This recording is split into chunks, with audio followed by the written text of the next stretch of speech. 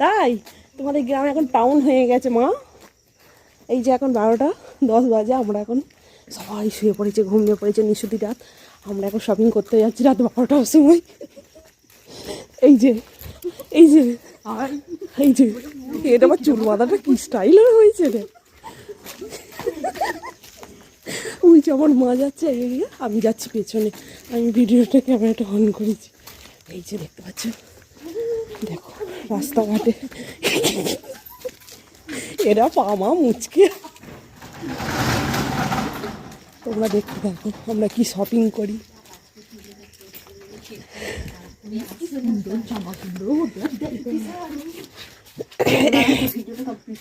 ভিডিওটা কমপ্লিট করে